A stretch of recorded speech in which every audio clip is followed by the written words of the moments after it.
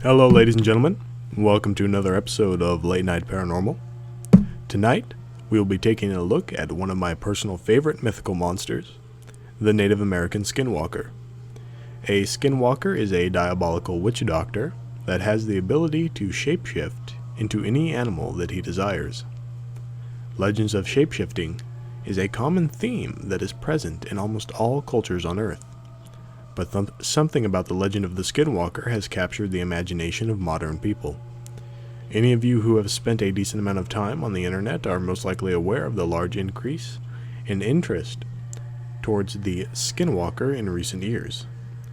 The Skinwalker has become a very popular subject for creepypasta, personal stories, and even several memes.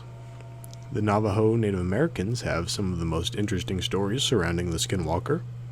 Unfortunately, our information on the creature is limited, as talking about the Skinwalker has always been taboo in Navajo culture, and they are understandably hesitant to speak about this subject with outsiders. However, we do have some interesting information. For example, we know that the Skinwalkers are people who have received supernatural power by breaking a cultural taboo.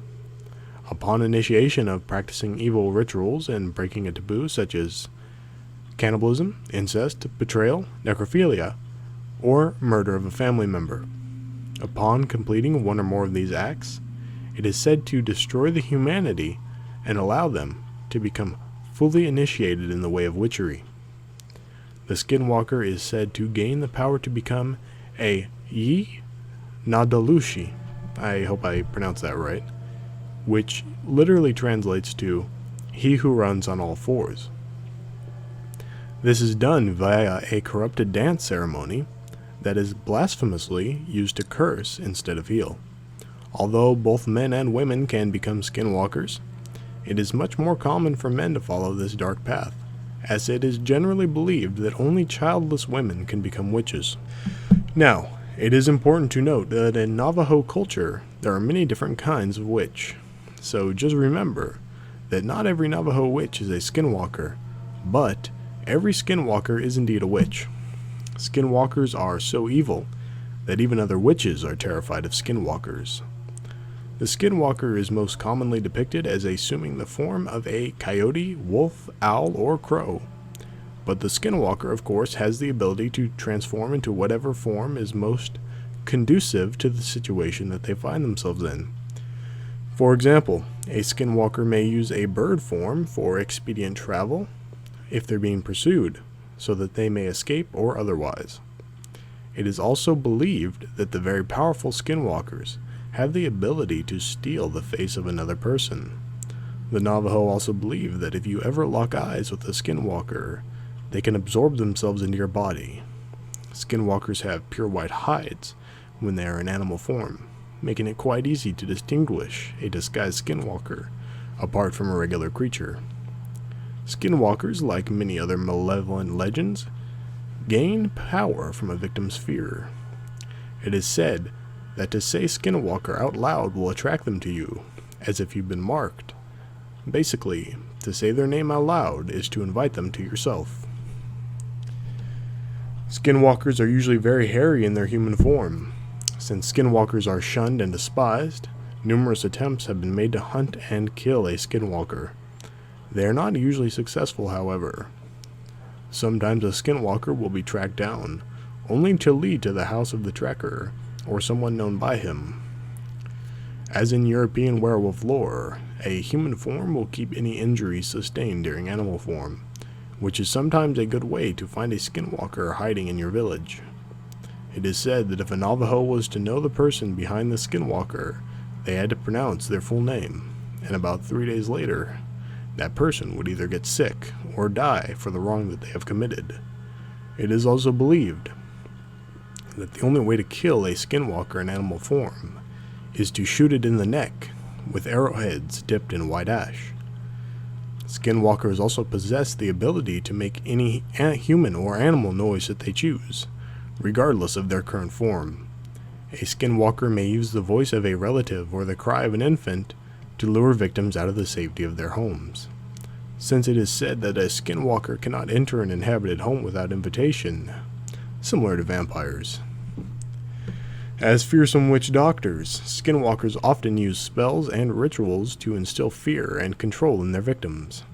They use charms made of human bone, tufts of human hair that they fashion into evil charms that they use to curse their victims. Even live rattlesnakes are known to be used as charms by the skinwalkers. Skinwalkers also use a powder called corpse dust. Corpse dust is a diabolical concoction that is made up of ground infant bones, specifically the skull and finger bones.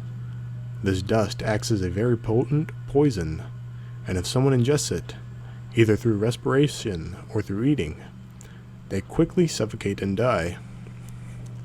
Now, it is important to keep in mind that skinwalkers were extremely evil and depraved witches, and not all witch doctors were like this. In fact, it's quite the opposite. Most witch doctors and medicine men were primarily concerned with peace and healing. Medicine men that were good in morality and in touch with nature were also said to be able to shapeshift into creatures. These creatures were called totem animals. However, totem animals are kind, gentle animals that have grown on humans so much that they acquire a sacredness and are honored with dances, music, and artwork. Essentially, the flip side of the skinwalker coin is the power of tribal medicine men. Among the Navajo, for instance, medicine men train over a period of many years to become full-fledged practitioners in this mythical ritual. The U.S. Public Health Service now works side by side with Navajo medicine men because the results of this collaboration have been proven. In clinical studies, the medicine men have shown themselves to be extremely knowledgeable and effective in treating a range of ailments. But there is a dark side to the learning of medicine men. As stated before, witches follow some of the same training and obtain similar knowledge as their more benevolent colleagues. But the difference is, they supplement both with their pursuit of the dark arts or black magic.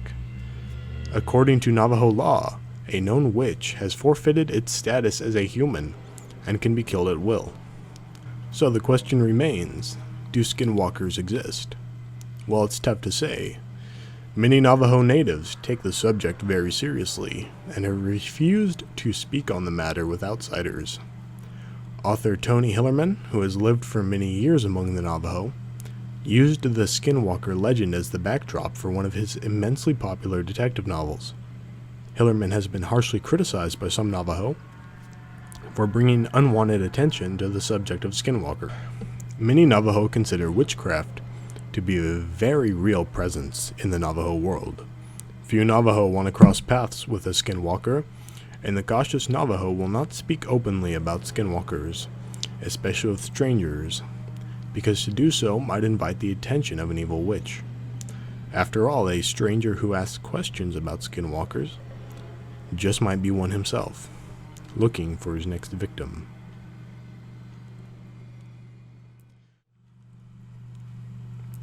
Alright, thank you for watching another episode of Late Night Paranormal here on Suave Sunrise Midnight. Hope you enjoyed the longer video tonight. If you did, be sure to smash that like button and click subscribe. More videos coming your way soon, and thank you for watching. Have a good night.